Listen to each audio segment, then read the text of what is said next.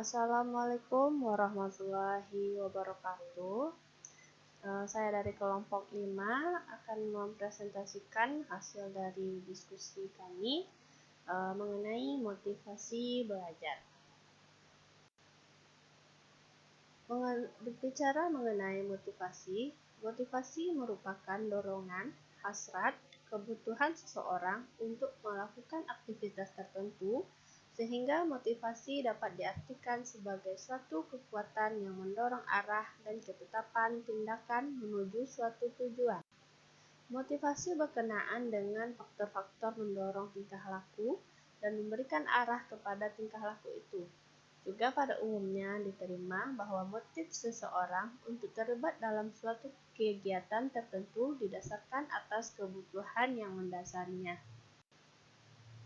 Motivasi menjelaskan mengapa orang melakukan suatu tindakan.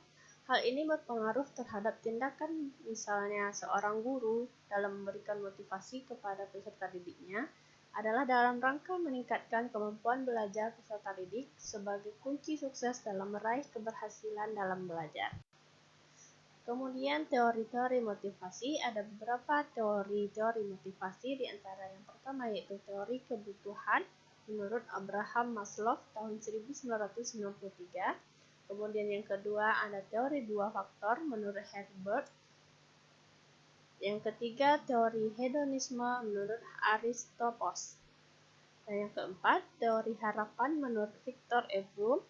Dan yang kelima teori motif berprestasi menurut David McClelland. Dan yang keenam teori atribusi menurut Fritz Helder. Assalamualaikum warahmatullahi wabarakatuh. Saya dari kelompok 5 akan mempresentasikan hasil dari diskusi kami mengenai motivasi belajar.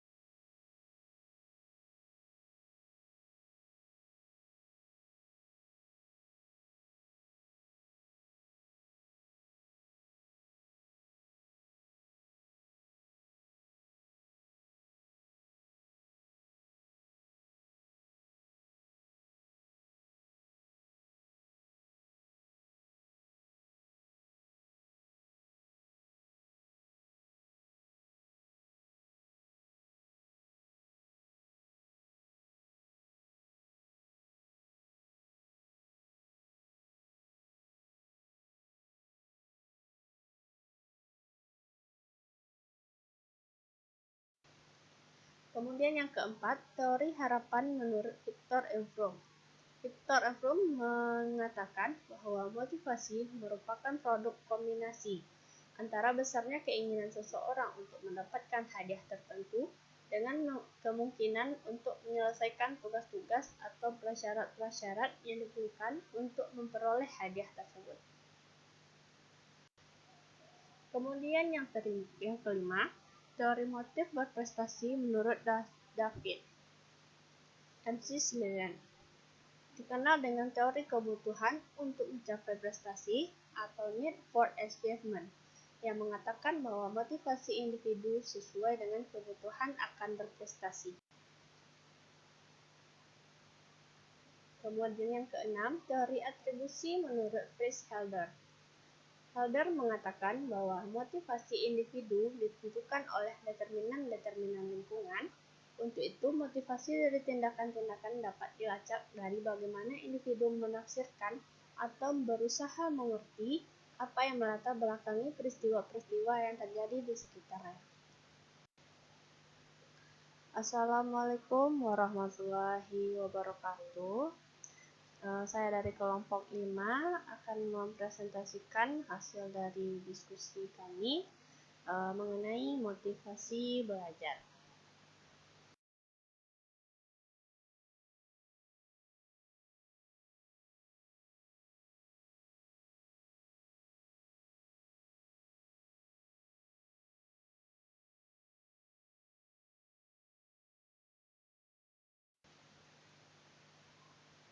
Macam-macam motivasi. Yang pertama ada motivasi intrinsik. Motivasi intrinsik adalah motif-motif yang menjadi aktif atau berfungsi, tidak perlu dirangsang dari luar karena setiap individu sudah ada dorongan untuk melakukan sesuatu. Kemudian yang kedua, motivasi ekstrinsik adalah motif-motif yang aktif dan berfungsi karena adanya perangsang dari luar. Motivasi belajar dikatakan ekstrinsik bila anak didik menempatkan tujuan belajarnya di luar faktor-faktor situasi belajar.